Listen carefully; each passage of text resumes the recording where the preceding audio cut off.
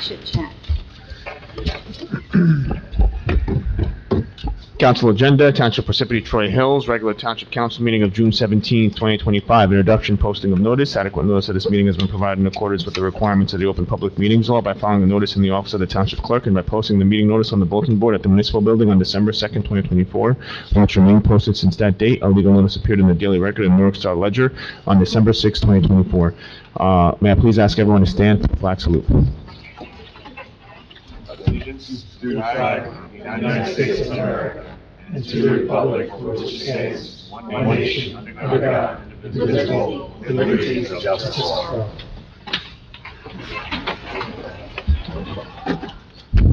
Roll call. Mr. Hernandez? Here. Mr. McGrath? Here. Mr. Neglia? Here. Mr. Karifi? Here. Also in attendance are Business Administrator Jamie Cryan and Township Attorney Michael Lavery and the Municipal Clerk Colette Madden. Council President, we have a quorum. Can I begin? Yes, please. Thank you. Upcoming meetings, July 8th, 2025 at 7 p.m. is the agenda meeting. July 22nd, 2025 at 7 p.m. is the regular meeting. There are no ordinances. Moving along to the public session, I'd like to entertain a motion to open up the public session. Motion. Second. Motion made by Mr. Neglia, seconded by Mr. Hernandez. Roll call, Mr. Hernandez? Yes. Mr. McGrath? Yes. Mr. Neglia? Yes. And Mr. Karifi? Yes. Okay, the floor is open to the public. You can speak on any matter you'd like. You have 5 minutes to speak. Please state your name and sign in before speaking. I had already signed in. Oh, you're prepared. Okay, good. Hold on. Hello? Broken already? Seriously? With all these people? Hello? There you go. I got lipstick on it, sorry. Hello, okay. You needed your magic touch. Okay, so my name is Nicole Zamora. I'm a resident here at Parsippany. I did hear from the grapevine that somebody was stopped due to racial profiling by the police department. I just wanted to say that, well, first of all, I have nothing bad to say about the police department. I think the police department is doing an excellent job. I feel very safe in this community. I am very happy to live here in this community as well. But I do find that well, number one, it's illegal. But number two, racial profiling is something that doesn't make me feel safe. I mean, I know that the way I look is not like the typical Hispanic look, but I am of Hispanic background, and my stepkids are, of brown skin complexion. It just makes me concerned, like, oh my God, is somebody going to stop them for the way that they look? Which doesn't make me feel very safe. So I really do hope that somebody does, in this town, look into it, because it's just very concerning, and, and also, Hispanic, just like the United States, is a melting pot. You have people who look Asian, you have people who look white, you have people who look brown, black, you name it. We're not just one specific color or one specific type. So that's also very ignorant to stop people just because they look a certain way. So I just hope that the town just does an investigation and please look into this matter, because this is just very concerning, and I just hope that this doesn't continue. But other than that, I have to say I really do like the police department. I mean, I think they're doing an excellent job, and I do love living in this town. I mean, I think everybody's doing a great job, even you guys as mayor and council. Everybody here is doing a great job. I am so happy here, and I love the school and everything like that, but this is just one thing that I hope you guys look into. Thank you very much. Did you make a complaint to the police department? It wasn't me specifically that it happened to. I just know that Okay, it happened to somebody. whoever it happened to, they need to, if they believe that, they need to make a complaint to the police department, and then they will investigate it. Okay, That's so, not something that we would investigate. okay, so who from the police department? If they contact the Internal Affairs Division. Internal Affairs They'll do Division. it, yes. Okay, thank you so Okay, much. you're welcome. Paul, they should have body cam Yeah. video, Oh, yeah. right? So you can They'll Oprah have the. You can also video. Oprah the body cam video. You should be able to get all that. But they should definitely, if that's what they believe happened, have them call the police department, ask for the Internal Affairs Division, and that's who would handle that complaint. And then, like Councilman McGrath said, they have body cams and everything, so they would have that footage.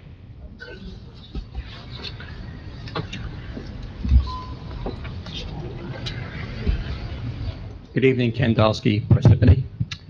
I would like to speak again about the lack of support for Pride Month in Parsippany. At the last meeting, only 3 of the 5 council members voted in favor of the same resolution that I assume has been passing unanimously for years supporting Pride Month. And our mayor has refused to fly the Pride flag as in the past.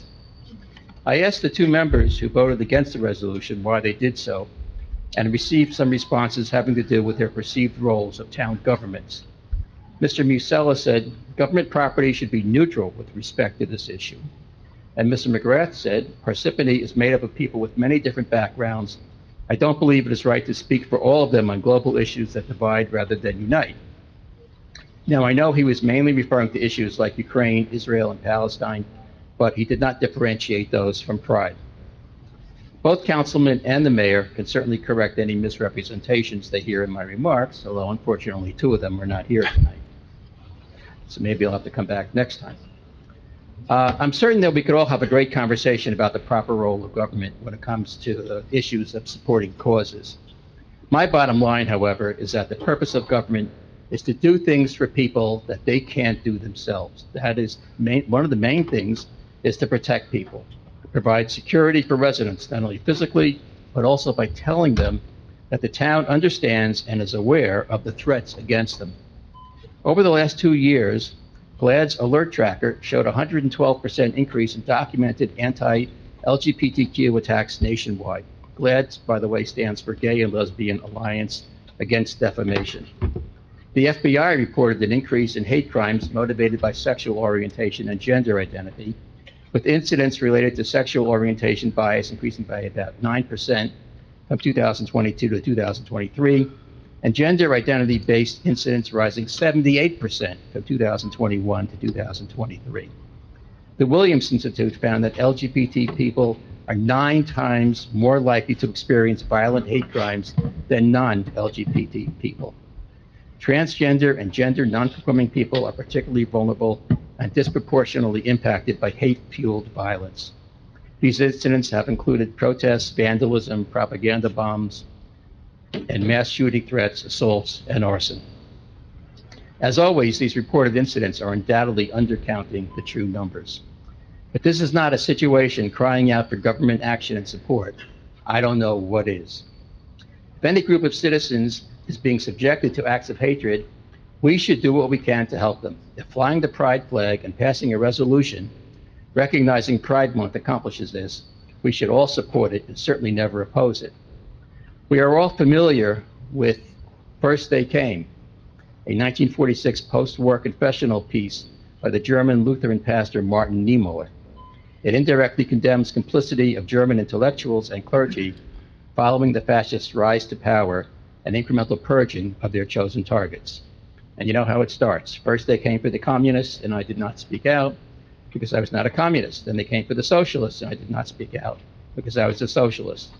Then they came for the Jews, and I did not speak out because I was not a Jew. And then they came for me, and there was no one left to speak out for me. I personally regard deliberately withholding support of such targeted groups, especially when there is no danger from offering such aid, as supporting hate crimes, discrimination, and even fascism. As far as respecting Parsippany's diversity, I am sure there are some residents who would oppose any resolution of this type. But this applies to everything that the council engages in. And we can't be paralyzed by that. If something is morally correct and helpful to residents, I support it and expect my elected officials to support it. As Edmund Burke said in 1795, the only thing necessary for the triumph of evil is for good men to do nothing. When faced with threats to our society, we all have to take sides.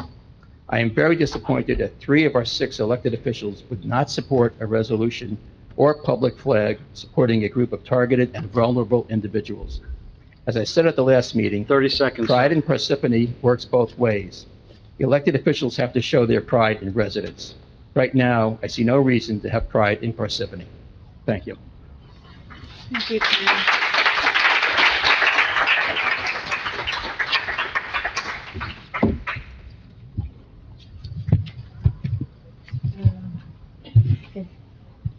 You can just move the mic. There you go. Good evening, everyone. My name is is Lily Benavides. I live in Lake Hiawatha, and I'm here today to make a statement. On Wednesday, I was home with my granddaughter, and she asked if I wanted something for lunch, and she went out to grab some lunch at the Morris Hills Shopping Plaza. She forgot her license at home because she was doing the application to renew her passport. And we had all the papers on the table. She rushed out and she forgot that.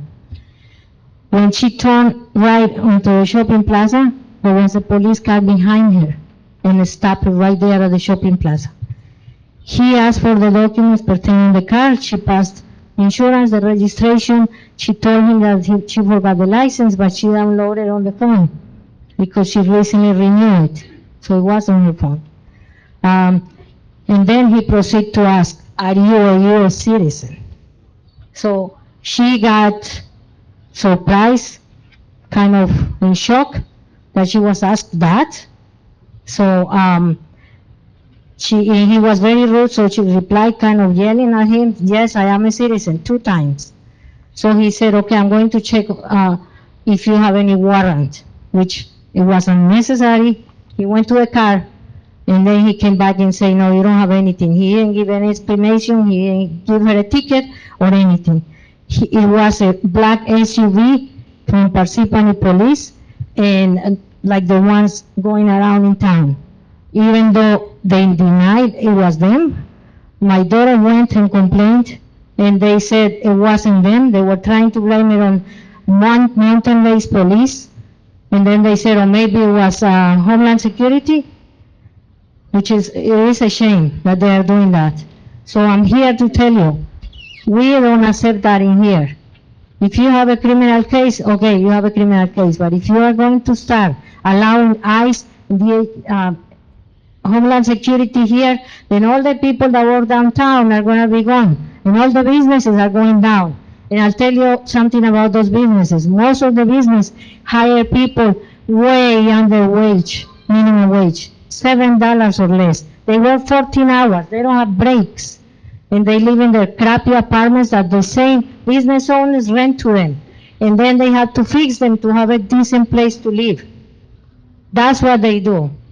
So it's up to you, because I know you said you don't take those decisions. And it's a shame that the chief of police is not here today, because this is not going to happen here. I didn't come to this country almost 40 years ago to be treated as a second-class citizen.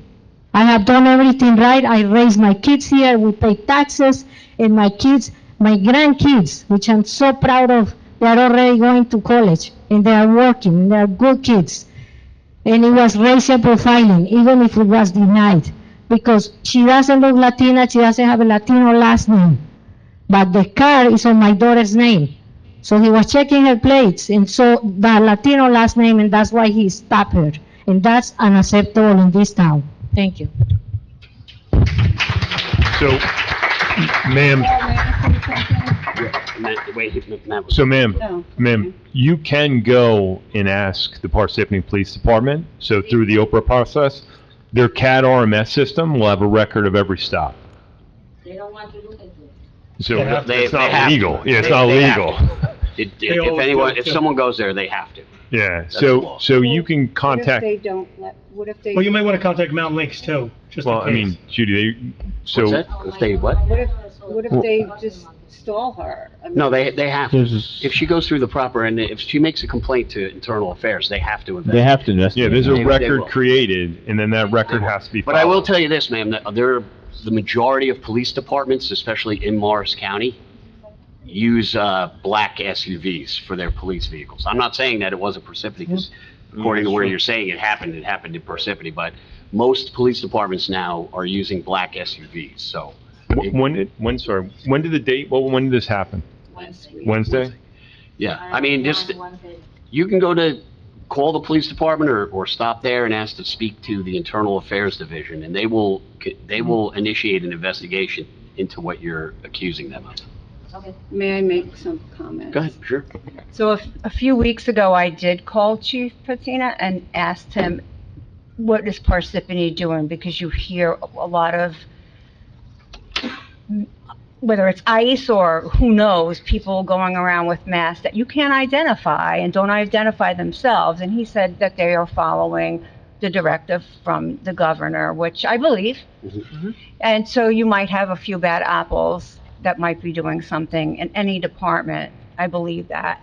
But to your point, profiling exists. It's existed before, but it's scary now because you don't know it. Look, a policeman supposedly was knocking on a door in Minnesota, right? And then she got shot, and her husband got shot, and they were killed.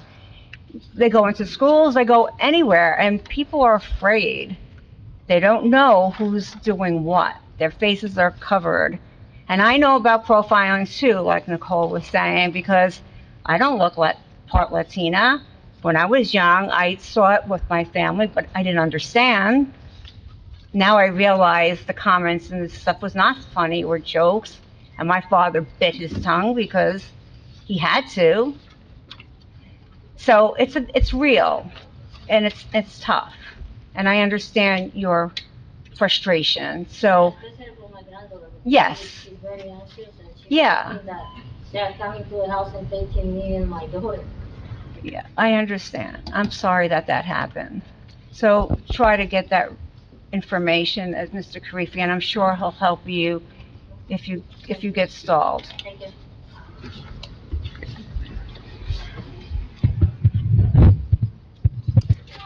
Hi, good evening, members of the council. My name's Alicia Sheffield, and I'm a proud parent of 2 children in the Mount Tabor Elementary School. I've got one in 1st grade and one that's about to start kindergarten in the fall. I'm here tonight because first I contacted the Board of Education, and they told me to voice our concerns here. So a group of us parents are here today to talk about the direction. We're deeply concerned about the direction our schools are heading and the lack of sufficient support they're receiving, particularly in light of the coming wave of students from pilot developments. Let me paint a picture for you of the current reality, though. We already have 25 kids in kindergarten classes, 26 in a 1st grade class, 25 in a 2nd grade class, and 29 kids in a 3rd grade class. This is across multiple schools. There are class caps of 25, but those are now waived, and substitutes are being cut for middle school and high school. These aren't just numbers. These are real students, real teachers, real challenges. Our children are already being squeezed into overcrowded classrooms that weren't designed for these sizes. To make matters worse, our gym functions as a cafeteria. It has no air conditioning. And when I offered to donate an air conditioning unit myself, or maybe as the 5th grade class present, I was told no, because it would not be equitable. But what's truly not equitable is asking our children to learn in crowded classrooms, teachers with increased workloads while developments go up, funneling millions in pilot revenue away from the schools that serve the families moving into them. We are simply parents asking for a fair deal to be presented to the Board of Education and agreed upon now. 1515 Route 10 is already being occupied. There was talk of a memo of understanding, but it's very unclear if that was even a legitimate offer to the Board of Education. But from what I had read of the supposed MOU, it was not very equitable. It proposed half the cost to educate a student, caps on how many it would fund, and an expiration date that didn't align with the 30 years the pilots will run. We're asking that you share the pilot revenue at a fair and equitable level. We're not asking for crazy amounts. We're asking that there's no arbitrary caps. We're asking that unless a development is age restricted to 55 plus or a retail only, the revenue from every pilot in town should be included in the agreement to share with the schools that bear the burden of educating all these new students. Because if we don't invest in our schools now, guess what? Families are going to leave. New ones won't move in, and our property values will fall. I'm not against the progress. I recognize that the benefits that these pilots will bring to revitalizing areas of the town that are sitting vacant, but we can't be short-sighted. The time to invest in our schools is right now. We should be expanding and upgrading, not tightening our belts and hoping the system holds. That's why we're asking you to go beyond what's currently being offered to the Board of Education every year for school budgets. We're urging you to finalize an agreement with the Board of Education that shares the pilot revenue fairly with our schools at a level that reflects the actual number of students that will be enrolled and its cost, if not more, and for the entire term that these pilots are in place. Thank you. Council President? Yeah, go ahead. Go ahead. First, I want to apologize. I'm sorry that the Board of Ed is lying to you. Well, we'd like to know where. That's, Yeah, I was going to say, if you want, I'm sure the mayor, the business administrator, and maybe even Mr. McGrath, who's very knowledgeable on this, and Mr. Neglia would be glad to have a meeting with yourself and whoever else that's here from your group so that you could get the true facts and, then you can make a decision for yourself after that meeting. yes, happy to. Yeah, really. Definitely happy to. set that up with them ASAP. Yep. Could you give your contact information to the clerk and then? Thank you. Appreciate it. Definitely. Because the main thing, Council President, is that there is not one student from a pilot affecting the schools right now. Not one. So if the enrollment or in classes are at 29 or over the 25 that they had capped themselves, or if substitute teachers are being canceled, which is crazy in my opinion, that's not because of pilots. And my daughter goes to Briarwood School in Florham Park. We just had a little presentation, a little, song and dance thing that they did, the kindergartners do, in their cafeteria, which also works as their gym, which also did not have AC either. And not that it justifies your school not having AC, but I understand. But the mayor, it's not just here. He'll be more than happy. We'll set that up with your group ASAP. I think we just as parents would like to start seeing our schools. Sure, absolutely. And we can even offer our own solutions of donations. We're not allowed to do that. Yeah, Mr. Mann, you have the information? I do. All right, thank you. Go ahead, sir. Good evening, Adam McGovern, 87 St. John's Avenue. Just wanted to follow on from what Lily was talking about. The perpetrator of what we're hearing about is unknown, even though I think that should be information easily determined by some dispatcher, and I thank you for suggesting the body cam and stuff like that. But the violation is clear. Asking for immigration status on an unrelated stop is a fundamental violation of the Immigrant Trust Directive, which is the law of the land in Jersey and the chain of command for all of our police. This officer's behavior sounds suspicious to me, given that he drove away with no explanation and didn't charge her for the supposed signaling violation. This suggests to me that the stop was pretextual to begin with, and some discipline and retraining may be in order. I know there's council members here who say they don't want to engage in federal issues by doing things like running a rainbow flag up the pole, for a few days in June, even though I think that's just a local issue of telling some of our neighbors you're okay, in the same way that the Columbus statue right next to the flagpole tells to another part of our community. But if we don't want federal agendas, reaching into our town, then we don't want to make some of our neighbors feel like they have to look over their shoulder because of some stereotype. I know the current federal government says that there's this horde of murderers running around that our local police have somehow missed. And if I were a cop in Parsippany doing my job, I'd be insulted. But you are going to miss any real drunk driver or car thief if you're busy chasing down some kid because she looks like she might be an immigrant without papers. That's racial profiling, as people have said, and our police force in this state has a big enough problem with that as it is. You probably remember last year when the Indiana County Commissioners wanted to pass a resolution in opposition to an alleged facility for migrants sent from Texas. The first version of that resolution didn't pass, partly because the Republican Commissioner, Frank Ballas, said that he felt that it, quote, questioned the Attorney General's Immigrant Trust Directive and guidelines about treating immigrants, which he supports. So don't take it from me, take it from the three-term sheriff of Atlantic County, which Frank is, one of the most widely decorated and respected figures in law enforcement in New Jersey. Our town is 37% immigrants, as I'm sure you know, 38% Asian alone, and that includes many Indian Americans. That's the nationality with the second highest population of undocumented people in the country. So I guarantee you up there and in here that there's a lot of undocumented folks in this town. I guarantee you that you know them and like them and work with them. And I know that you don't want to see them hauled out of their workplaces or your kids' schools by guys in armor and masks who've taken away plenty of citizens and people born here too. This isn't Rwanda or Bosnia where one day somebody's your neighbor and the next day they're the enemy. So that's why it's really important. We're not there yet, so it's important to be taking this seriously. It sounds from your comments that you are, and I hope that you'll follow up with the police on this because we do have to take it seriously. Thanks. Thank you, Ryan.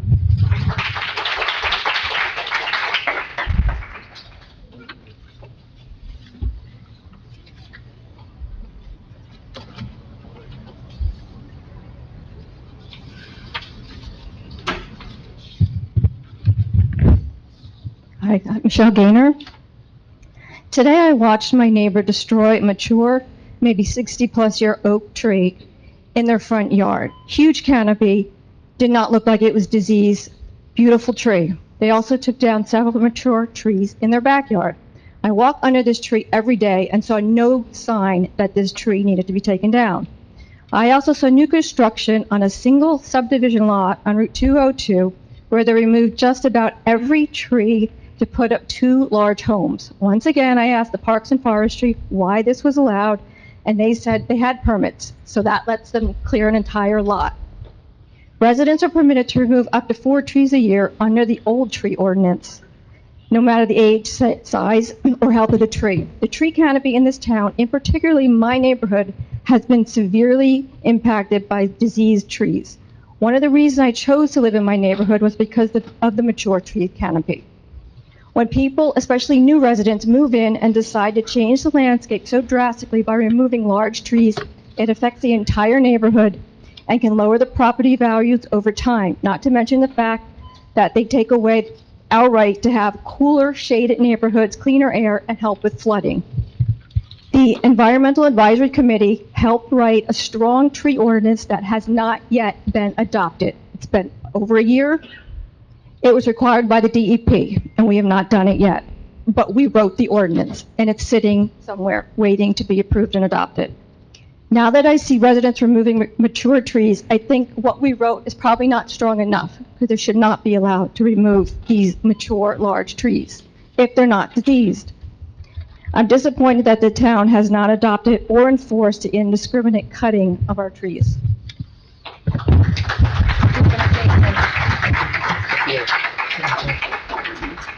Can I just, there's an ordinance on the books that says you can't cut more than 5 trees down on your property, so you have to get a permit. So if somebody they either had a permit that they got from the town, or they did something illegally, but it's a pretty strong ordinance that you have on the books now that doesn't allow you to do that.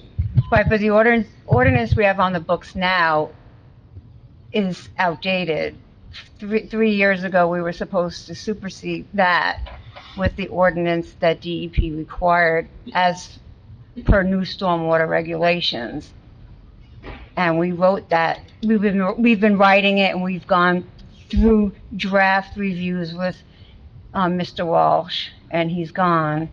And we're about completed with that. And Jamie wears, Mr. Cryan, excuse me, wears many hats. And we were just talking about that, and we're hoping that we're in the last review with the Mr. Bill Sanford and Justin Lizza, who has to look at that because of the stormwater. And I, like you, cringe when I see these happening because I know what is supposed to be on the books. And look, make no mistake, once we get them on the books, implementing that's going to be difficult as well, you know. But do you want to add a few words, Mr. Cryan? Thank you, Okay. Councilmember. Yeah, we should have something ready in the next meeting or two for in terms of an update.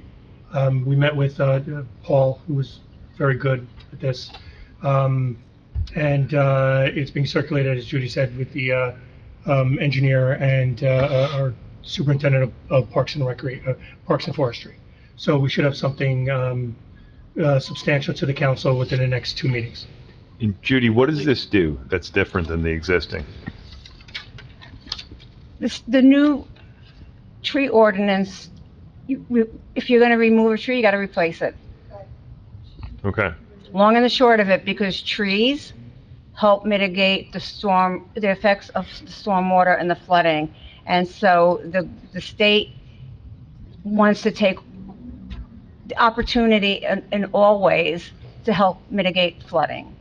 And so you have to get a permit to cut down a healthy tree. You got to get a permit to cut down even a tree that's bad, but it changes. Like if you have a dead tree, of course, you can't do it. If it's harmful, there's caveats. Sure.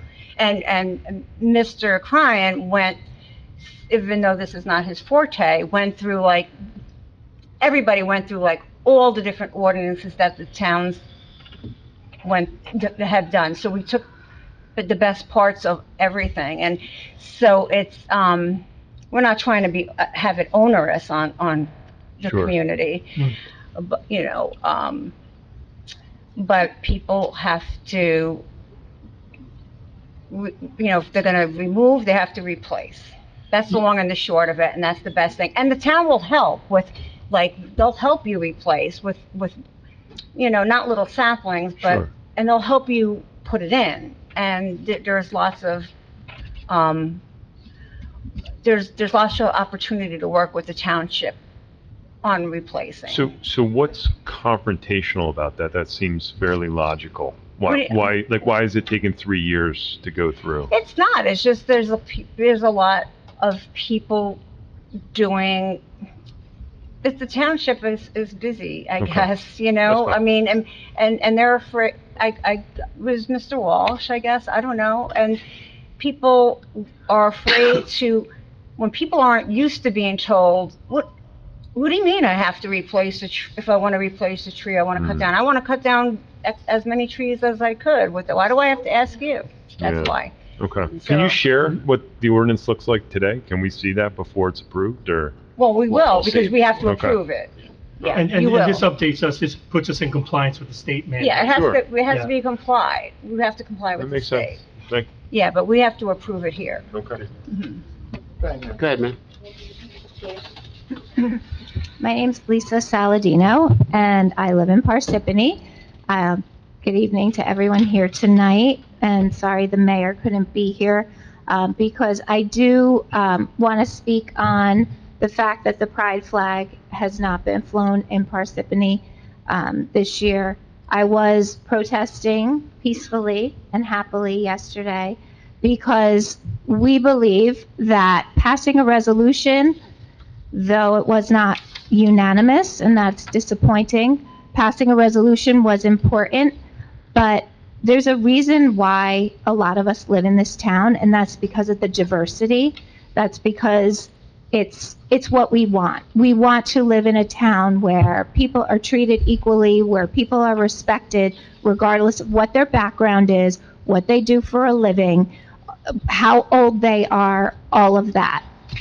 And we do a lot in this town, and I'm very happy about it. We do a lot in this town to make other cultures feel welcome. We celebrate them. I've been happy to see a lot of the events that the mayor has attended, but I just don't understand why we wouldn't fly the pride flag, especially as the gentleman earlier did make the point that this is a very dangerous time for members of the LGBTQ community. And I think it would be important to make a statement while Pride is still happening, while it's still June. And I am actually also here representing Corey Herberg, who was at the last meeting and was here when the resolution was passed.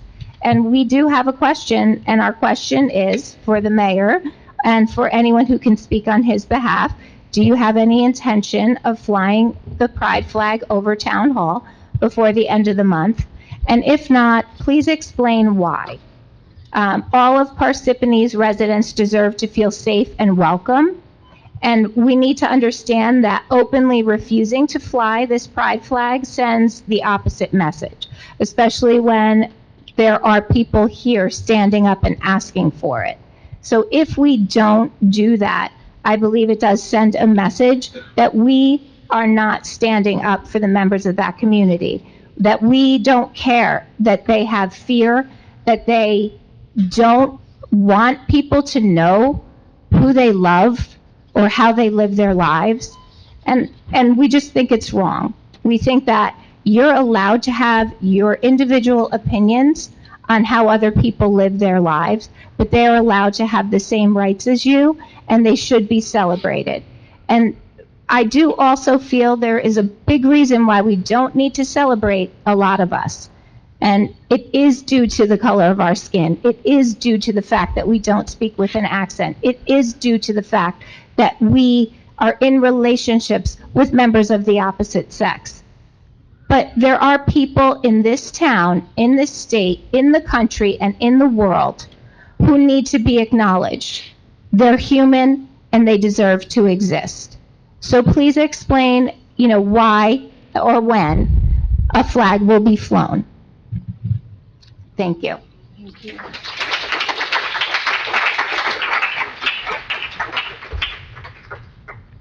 Anyone have any response? We can't answer for the mayor. I don't know Can't what his speak for the mayor. plan Mayor's is. at Ferring Pharmaceutical right now. Yeah. Okay. He's trying to get back. Where is he? I'm sorry. He's at a pharmaceutical company here in town. They're doing some. Go ahead, sir.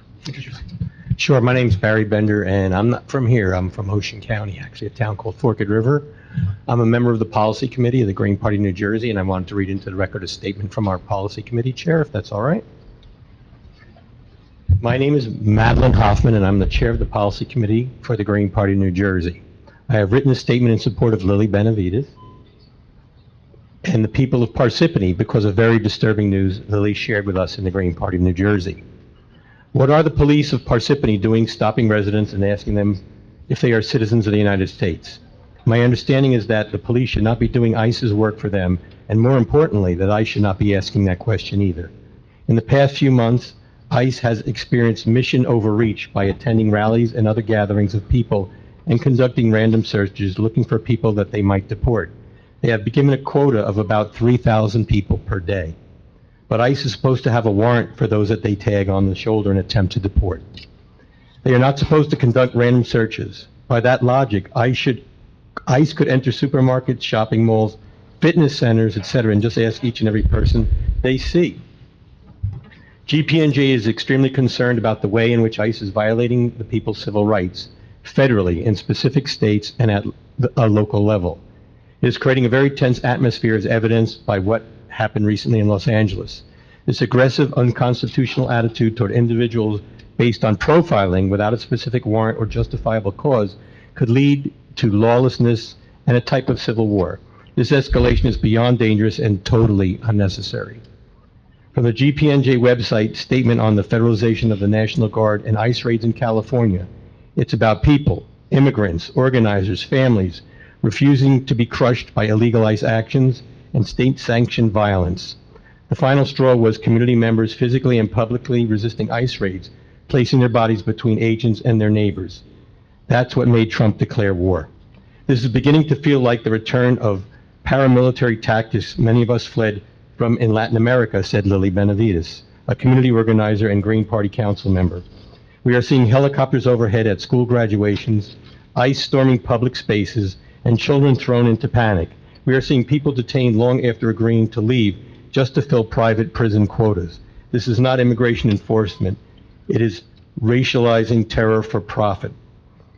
Across the country, including right here in New Jersey, we are watching as ICE sets up traps at immigration offices, detains people without cause, and partners with local police to harass entire communities. People are being kidnapped, and that's a key word, kidnapped, because if they don't represent themselves as a police officer, they're kidnapping someone. Off the street, in front of their homes, even from their jobs. This is punishment for resistance. It is retribution against solidarity, and it is an undeniable test balloon for deeper military repression against any state or city that dares to protect its own. This is not just a fight against Donald Trump and the Republicans, said Madeline Hoffman, former Green Party candidate for New Jersey governor in 1997 and 2021, and current policy committee chair of the Green Party of New Jersey. It is also a fight against Democrats and what often passes for their empty rhetoric, allowing for continued existence and expansion of ICE detention centers instead of shutting it all down as demanded by many, both in New Jersey and around the country over many years. We call upon all people who value the lives and social contributions of the immigrant community to resist this ever-growing evidence of fascism in the United States and ever-increasing actions to arrest, deport, and wage war against black and brown people. And that's the end of the statement. I appreciate your time. Thank you.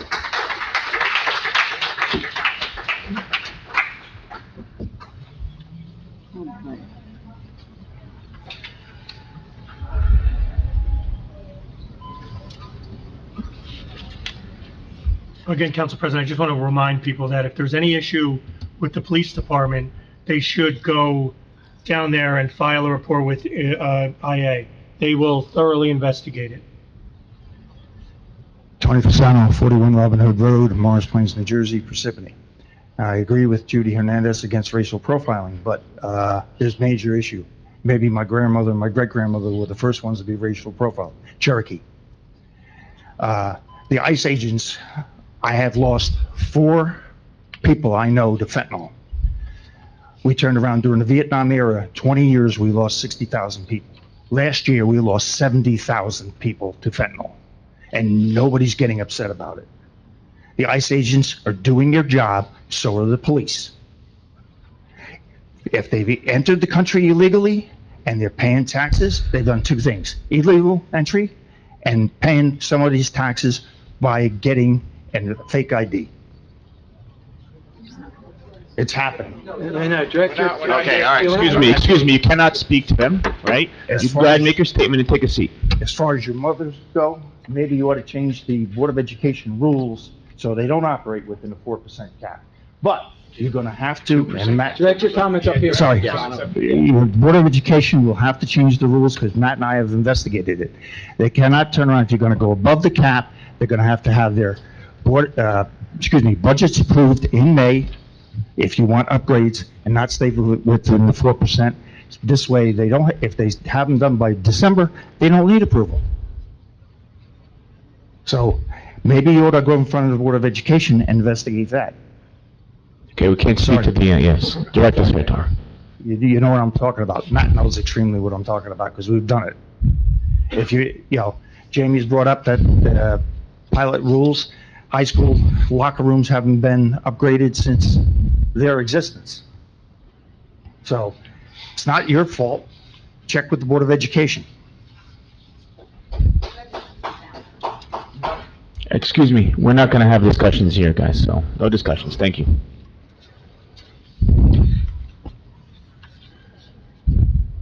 Bob, you coming? You take your time, sir.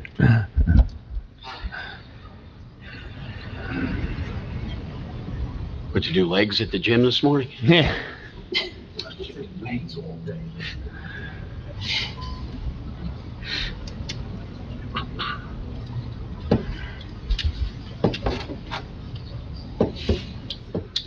All right, 3 minutes, Bob. Actually, I can probably do it in 3. I'm joking, it's 5. My name is Bob Venezia, and I'm from Parsippany. And although he's not here tonight, I would like to thank Councilman Musella for taking the time, effort, and sacrifice to run in the mayoral primary. It's no coincidence that no pilot has been introduced in Parsippany for the year and a half prior to the mayoral primary. The township saved tens of millions of dollars during this period of pilot inactivity, which would have never happened if Councilman Musella had not elected to run for mayor. Besides saving the township money, Councilman Musella's candidacy also made it possible for there to be a debate over policy issues such as pilots. Without his candidacy, Parsippany voters would have had no choice but to vote for the candidate that was anointed by the Republican Party bosses of Morris County. After the mayoral primary election was over, a big question for me became, who exactly are the Republican Party bosses of Morris? The day before the election, 2 powerful Republican leaders, Assemblyman Brian Bergen of Morris County and Morris County Chairwoman Laura Ali, mailed personal letters to the voters of Parsippany extolling the virtues of Mayor Barbario and berating Councilman Musella's ability to lead. My problem is that about a year ago, both Assemblyman Bergen and Chairwoman Ali were firmly in Justin's corner. Regarding Mrs. Ali, how do you go from labeling Mayor Barbario as, and this is a quote, the worst mayor in Morris County, to her description of him in her letter as a steady, experienced leader who governs with deep love of Parsippany, leads with the heart, humility, and effectiveness? The real Republican power brokers of Morris County are the persons, groups, and/or organizations who are powerful enough to influence the assemblyman and the chairwoman to flip-flop their allegiance in the Parsippany primary. Hopefully someday we'll find out who they are and how they are able to exert their power over the election process. Thank you.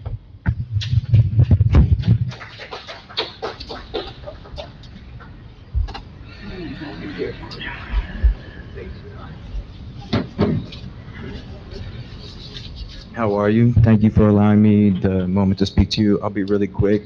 Sir, just please state your name. Yeah, my name is Cass. I live on Halsey Road, Cass Saladino. In regards to the fentanyl situation, it's an epidemic, but according to United States Sentencing Commission, it's a government website, 86% of it that's smuggled is by a U.S. citizen. So I just wanted to clear that up. Anything otherwise is nothing but empty, hateful rhetoric in an attempt to affirm or approve discrimination. That's all it is. So I just wanted to say that. That's all I had to say. Thank you. Cass, excuse me, Cass, will you sign in? Thank you, sir, I appreciate it. No, it's no problem at all. Go ahead, Nick, he's just signing it. Nick, you got 3 minutes. I usually don't sign, but I'm going to sign. Thank you, Nick. Nick Holmiak from Lake Hiawatha. First of all, the tree ordinance has been dragging on for way too long.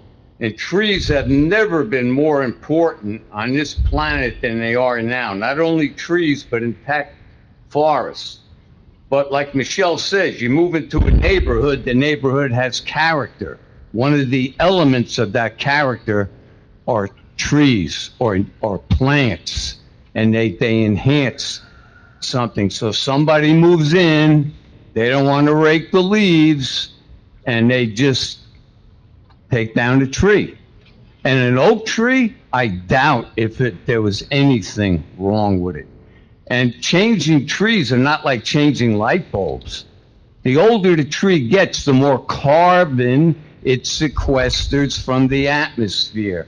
It's the most cost-efficient way of mitigating climate, getting the carbon out of the atmosphere. Nature does the work. All right, so, and then, oh yeah, and pilots, I have to say, pilots are for economically deprived neighborhoods. They're not for a place like Parsippany. That was a big mistake for Mayor Barbario and the council to approve another Inglesino, my favorite developer, pilot deal. And one term that Mr. Inglesino employed during his tactics was blight. Now, there is blight in Parsippany, trash in the street, plastic bottles, blah, blah, blah. But an idle warehouse that hadn't been, or an office space that hadn't been used for a couple of years, and warehouses being the most hottest thing in the economy, big mistake. Big mistake. It's campaign favors. They're going to pay for your political campaign, the developer. The $9 million developer is going to help you guys stay in power because you like being in power in Parsippany. I don't know whether that equates to loving Parsippany.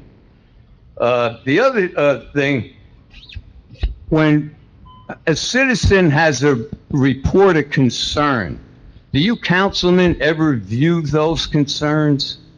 And are you aware of like what's going on in the town through the report of concern module? No. Is that your last question? No. We'll answer it when you're... Yeah, I think you ought to take an interest in it. I gave some photos to Mr. Cryan of a chronic address that always has garbage in the street. And this has been going on for years. The same address never suffers any repercussion, never gets a fine, never anything. Storm drain there in the street, you go right in the back of the Hiawatha dairy. That's blight, and it's almost every week. The picture I gave the town administrator was, it looked this way since the 13th of June when I passed it up on the way to the meeting. It still looks that way. So they say it's remedied, but if it's ongoing, it can't be remedied. So when they're telling you it's been resolved, in certain cases, it hasn't been resolved because there's no hands-on from the authority of the municipality to remedy the the violation of the people who, they walk past it in and out the door, and they leave it in our street. They leave it in our street. So I think the councilman and the mayor himself should take an interest. I don't know if it involves artificial intelligence, the way it's handled. Sir.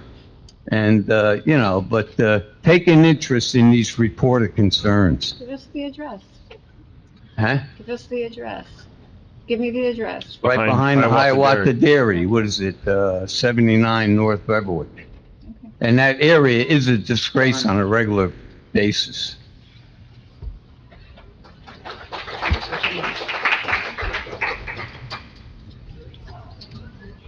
Hi, I apologize. I signed in thinking you had to do it before. Oh, very I nice. didn't put this down. My name is Jenny Garcia. I grew up at 693 Park Road in Parsippany. My family lives in Rockaway. I'm here on behalf of my friend Lily Benavides. I just have some concerns about how the town is interacting with immigration enforcement and how the council is planning and prepping to support its citizens. I just came back from a tool bakery, like an Indian bakery that's down the road. And I spent about an hour with a mother who has 2 small girls, and her husband was arrested by ICE a few weeks ago.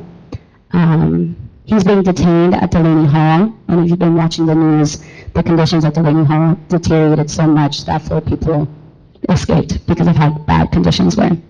I want to talk about what those conditions are. Folks are given sometimes 1 meal a day, a hot dog and a water bottle. Sometimes at 6 a.m. They don't know when they're going to have dinner. Sometimes it's at 11 p.m. The water that comes out of the faucet is either freezing cold and we constantly have AC on, or the water is boiling hot. So in the beginning of this administration, we saw that a lot of the arrests were being concentrated in Newark, in Elizabeth, in Passaic, and Plainfield. And now we're seeing that ICE is in Dover, in Morristown, in Kenville, and now in Parsippany. So when my friend Lily shared with me that her daughter was, because she made a right turn into a parking lot, police officers were asking if she was a citizen. That's really concerning to me because I feel as though that shows that there's potentially collaboration between local police department and Parsippany with immigration and customs enforcement. So my question for the council, understanding that this is an issue that is impacting Parsippany. This person that I was with, she's a teacher, so she doesn't have a job next week, and she's without her husband, who was the breadwinner for the family.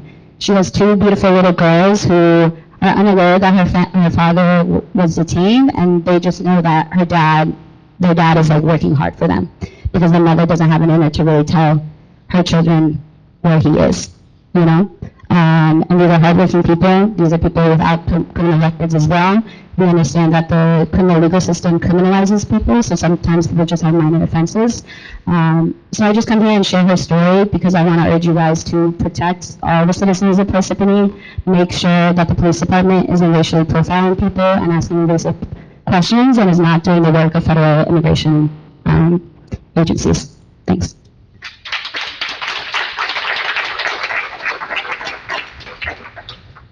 Any other? I just want to, quickly say that Internal Affairs is definitely the place to go if there's any complaint or any issue with any police officer.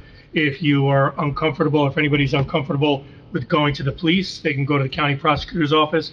They will also conduct a thorough investigation as well. They, along with our police department, take these incidents and complaints and allegations very seriously.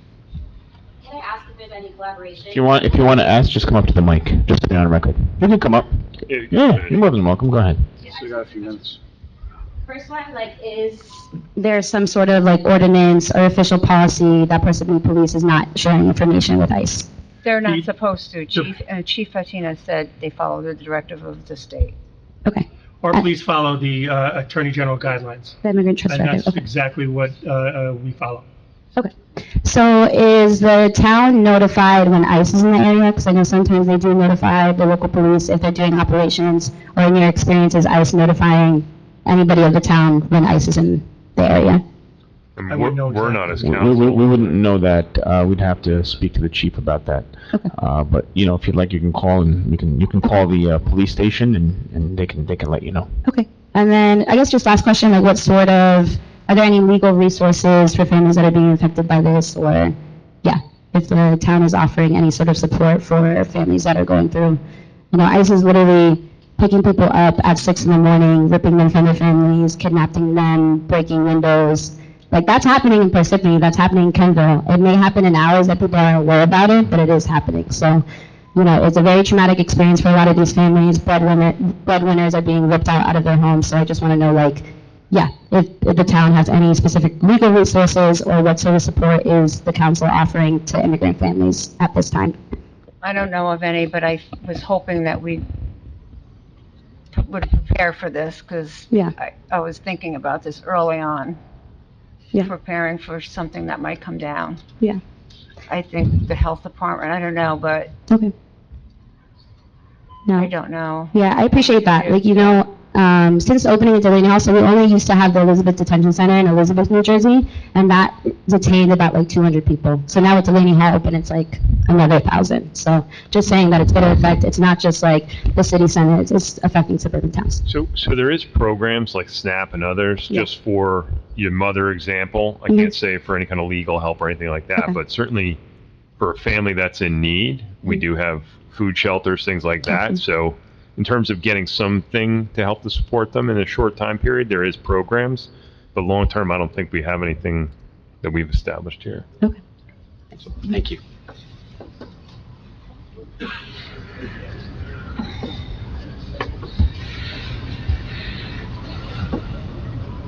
Eric Zimmerman, 108 Hiawatha Boulevard. I'm just going to start off with a few comments and then really dive into what I want. Eric, I see you speaking to the, if you could please, thank you. My apologies. I'm going to say just a couple quick things, and then we're going to dive into what I really want to talk about. First and foremost, the pride flag. What's wrong with you guys? Just fly it up the flagpole. We don't need a proclamation. We don't need anything like that to make people feel good. Just do it. So many people want it. We don't need an official document to throw a fun flag up a pole below an even cooler flag, the American flag. So that's one. Number two, a lot of people are coming here and they're expressing that they're scared for different reasons, that they're worried for different reasons. They're coming to you guys for leadership. Telling someone, who has a complaint against the police to take it up with the police department is deflection. No, it's not. Take accountability for it. Help guide these citizens through their concerns. Create some trust between yourselves and the citizens instead of just saying, go to the police that you're possibly suspicious of, who may or may not be working and complicit with ICE. Speaking to that, I'm ashamed that we don't have a plan yet, because we knew this was coming down the line. We knew ICE was coming. It didn't just happen. I find it hard to believe that the majority of the Republican council here didn't know this was coming. We should be working to protect our citizens, not the higher-ups, the people who actually make this town run. Us. Help us. Don't deflect. And this is the third thing, and this is really what I came here to speak about. We could speak about our deficient library. We have 3 libraries in town, and neither of the 2 candidates that I've heard of that were running for the Republican primary had any plans of saving it, moving it, whatever. Are you saying that our town doesn't deserve a library? 3 libraries? Biggest town in Parsippany? When did we build it? How long have we had to save for a new one? Why haven't we? And this is really, really why I'm here. It's because we all have 5 minutes to speak. I believe it's in our bylaws. It's like our right as a citizen. Because this is where we come to voice our concerns. And we're going to have some big problems coming down the line. We are. It just happens. That's life. And there are going to be some times that this place is packed with voices. And those voices came prepared. They put work into what they wanted to say. They got over their nerves to get up in front of a microphone, in front of all you powerful people, to speak what they had to say to you for help. And for you guys to truncate it to 3 minutes, to 1 minute, disgusting. It's wrong. I want to make sure that there's something in place that says that we have 5 minutes. And there's nothing you guys can do about it. And if you do, there should be a remedy to it. Because you guys did that twice to us last year. And there's no consequences for you guys. There's nothing stopping you from not wanting to hear us. You can unilaterally go up there and say, I don't like the tone of the room. I don't like the voices that are coming at me. Let's cut it down to 60 seconds.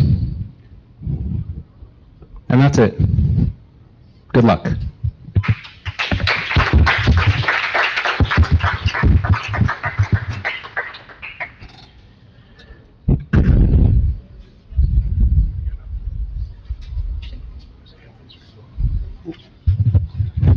Good evening. My name is Andres Gianette.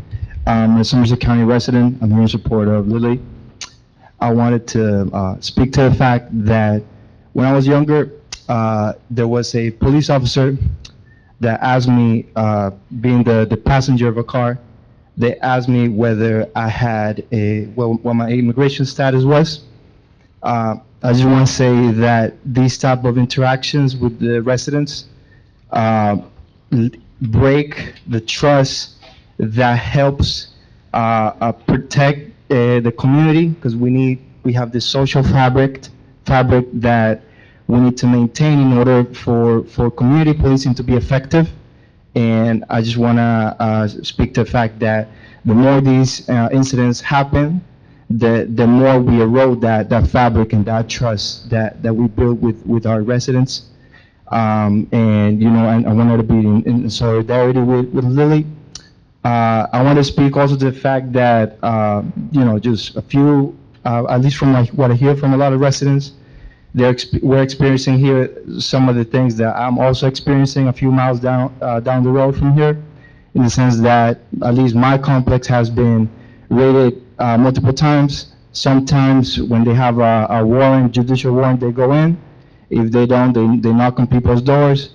You might have someone that has, let's say, maybe a petty theft on their record that they're looking for, and they're not gonna be, maybe that's the old address, and they go, and if you can't immediately prove your immigration status, that family gets snatched and taken to this private facility now, the Learning Hall, in a basement where they experience these very harsh conditions. And I wanted also to share, now that I'm hearing some of the comments of the LGBTQ plus community here, that I DJ'd the Somerset County Pride Prom last week, and I want to speak to the fact that gay families exist, gay kids exist, and that's completely fine. And we love them, we love who they are, and they're not different from other kids. And it's okay to be who you are, and flying a flag is something that's going to show your residents that they're accepted, that they're viewed, that it's okay for them to be who you are, and it's something that helps your town and build stronger ties in your community. And I want to share that, and thank you for your time.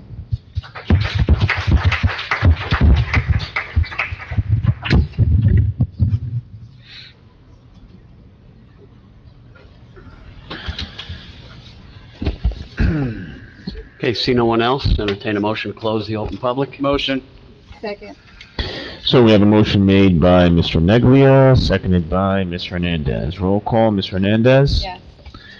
Mr. McGrath? Yes. Mr. Neglia? Yes. Mr. Karifi? Yes. Okay, the floor is closed. We'll move along. I'd like to make a couple of comments. No. Okay. Now, go ahead. In regards to the library, I sit on the library board, and I want to give you some information maybe you're not aware of. First of all, we have a state-of-the-art library on Halsey Road. It's a great library, has a lot of good features. It's constantly being upkept. Regarding the library in Mount Tabor, all the members up here voted in favor of reopening that library, and we stood behind the Mount Tabor community, and we approved the extra funding that to open that library. So we're in complete support of that library, as well as the other library I just mentioned. Regarding Lake Hiawatha Library, that library just received a new roof. Am I correct, Mr. Cryan? I believe it's in the works. And in addition to that, they're getting a new air conditioning system, and it's being looked at to do a refurbishment of that particular library because the structure itself was said to be structurally sound, and to refurbish it would be much more beneficial. But they're also looking at the old Rite Aid building to move into there, which is actually around the same amount of square footage. So that's all being looked at with regarding that library. So just so you're aware, there is work being done, and it's constantly being looked at, and we meet on it quite frequently. Regarding racial profiling, there's no place for racial profiling in the town of Parsippany. I stand behind anyone who gets racially profiled, and if they would kindly go report it to Internal Affairs, as been discussed. I'm sure the chief, after hearing from some of us tonight, and the mayor will do a full-fledged investigation on it, because there's absolutely no place for that anywhere in the town of Parsippany or anywhere for that matter. Regarding the Board of Ed, there's a lot I would say on that, but I'm going to spend a lot of time here. I was a 15-year Board of Education member. I served my last 6 years as president. I have a lot of comments, but I'd like to speak to you all personally because I don't want to take everybody else's time. But I will tell you this, not one child from any pilot has come to Parsippany, and any pilot that this administration approved that will bring school-age children here, will not be ready for 5 to 7 years. So anything said to the contrary is false. And I'd like to discuss it a lot further with you because there's a lot more I have to say. Regarding the tree ordinance, I think it's despicable to cut down any old healthy trees, especially ones like an oak tree, because I'm quite favorable of them. In fact, in my opinion, in certain instances, when you have such an old tree, 1-for-1 doesn't make it for me. I like to see more of a 2-for-1 trade. That's just my personal opinion.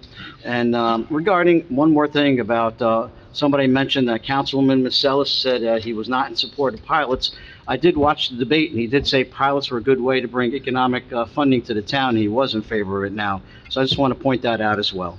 Thank you. Thank you. Okay, anyone else? No one else, right? Okay, moving along. Consent agenda. So be it resolved, all items listed with an asterisk are considered routine and non-controversial by the Township Council, be approved by one motion. There will be no separate discussion of these items unless a council member so requests, in which case the item will be removed from the consent agenda and considered in its normal sequence on the agenda. Can I please have a motion to approve the consent agenda? Motion. Second. Motion made by Mr. Neglia, seconded by Mr. Hernandez. Roll call. Mr. Hernandez? Yes. Mr. McGrath? Yes. Mr. Neglia? Yes. And Mr. Karifi? Yes. Okay, motion passes.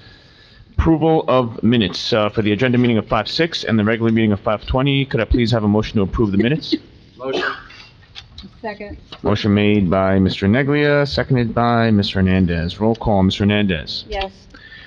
Mr. McGrath? Yes. Mr. Neglia? Yes. And Mr. Karifi? Yes. Okay, moving along to reports. Town Council? I have nothing. Nothing. Okay. Moving along to the Township Attorney? No report this evening. Okay, Business Administrator Cryan. Just real quickly, Council President, congratulations to the 5 individuals who are on the agenda tonight to be police officers. The men and women, the 5 men and women are mainly town residents or have deep connections to town. That's a good thing. Congratulations to everybody who voted. It's appreciated. Thank you to the clerk's office for helping run a very well-run election with minimal issues, with a greater turnout than usual. So thank you for that. Thank you. The couple of other items on the agenda, there's the introduction of a few ordinances based around economic development. The St. Christopher's one is something that Mayor talked about at the May 20th meeting, which is a good opportunity to stop development in that area. And we're excited about that. Hope you are too. And the Affordable Housing Subcommittee met twice in the last month. We will have a plan for by the June 30th deadline. That committee is made up of Mayor Barbario, Council President Karifi, Council President McGrath, myself, Planning Board Member Dinsmore, Planning Board Member Smith, Township Attorney Lavery, the Affordable Housing Council, Dustin Glass and Mark Semeraro, and Affordable Housing Planner Ed Snikis. we're going to meet the obligations that we're supposed to do, and it's not an easy thing, because this is all being thrusted upon us from the state, and we have to do these units, and we have to get this plan in, and it's nobody's comfortable with it. Residents aren't, the people on the committee aren't, the people on this council aren't, nobody. So it's something that we're doing now. We're going to make sure that we meet our obligation. The farmers market is happening, movie night is happening, so Thursdays and Fridays this summer, there's going to be a lot going on. Please check the website for more information. If you're going away, please contact the police department. They have a house watch program where it can help. Patrol officers will conduct visual inspections of your home's exterior to be more visible when you're away. Happy 4th of July. We will.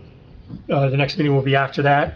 The township meeting, municipal building will be closed. An office will be closed on the 3rd and the 4th this year. And that's all I have. Thank you. Thank you, sir. Thank you.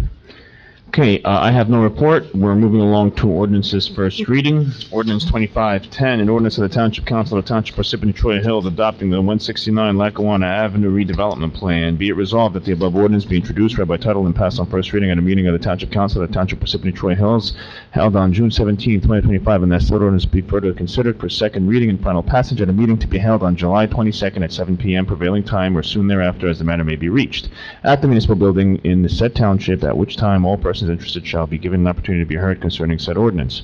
Be it further resolved that the clerk be authorized and directed to advertise said ordinance with the notice of introduction thereof being published in the official newspaper according to law.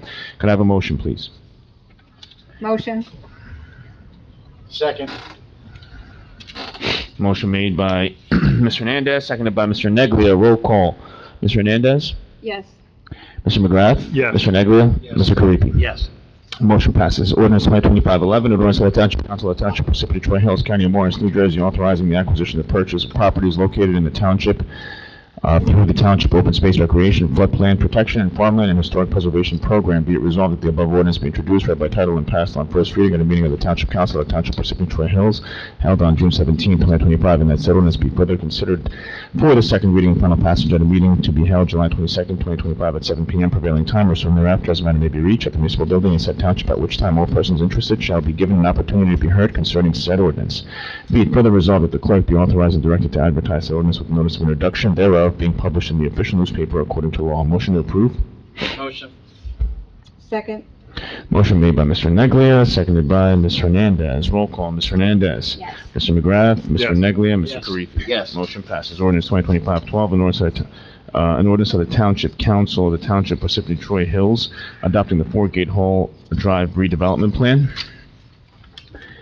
Be it resolved that the above ordinance be introduced, read by title, passed on the first reading at a meeting of the Township Council of the Township Parsippany-Troy Hills held on June 17th, and that said ordinance be further considered for second reading and final passage at a meeting to be held on July 22nd, 2025 at 7 p.m. prevailing time or soon thereafter as the matter may be reached at the municipal building in said township, at which time all persons interested shall be given an opportunity to be heard concerning said ordinance. Be it further resolved that the clerk be authorized and directed to advertise said ordinance with the notice of introduction thereof being published in the official newspaper according to law. Motion, please. Are we going to be here all night? Need a motion. Motion. You guys are messing with me today, huh? Motion made by Mr. Hernandez, seconded by Mr. Neglia. Roll call, Mr. Hernandez? Yes. Mr. McGrath? Yes. Mr. Neglia? Yes. Mr. Karifi? Yes. Applications for licenses and permits. R 2025-121, approving the applications for licenses to operate a shelter and pet store, Township Parsippany-Troy Hills Animal Shelter and Petco, number 1854. Motion to approve the above resolution. Motion. Second. Motion made by Mr. Neglia, seconded by Mr. Hernandez. Roll call, Mr. Hernandez, Yes. Mr. McGrath, Yes. Mr. Neglia, Yes. Mr. Karifi. Yes. Motion passes. Approval of payroll and bills list. CFO Angelica Sabatini recommends authorization for payment. Number 1, authorizes payment of the June 20, 2025 regular and miscellaneous payroll estimated $1,650,000. And number 2, payment of bills from voucher list of June 20, 2025, which is $2,984,120.03. Motion to approve the authorization for payment. Motion. Second. Motion made by Mr. Neglia, seconded by Ms. Hernandez. Roll call, Ms. Hernandez. Yes. Mr. McGrath? Yes. Mr. Neglia? Yes. Mr. Karifi? Yes. May I please have a motion to adjourn the meeting? Yeah, let's wait on that one as Make a long as motion. you guys want, right? Who made it? Oh. Oh, the president made the Second. motion. Okay, motion made by, Mr. Karifi, seconded by Mr. McGrath. Roll call. Ms. Hernandez? Yes. Mr. McGrath? Yes. Well, see, I figured I'd be the one to do that now, right? Mr. Neglia? Mr. Karifi? Yes. We're adjourned. Have a great night, everybody. Thank you. Thank you.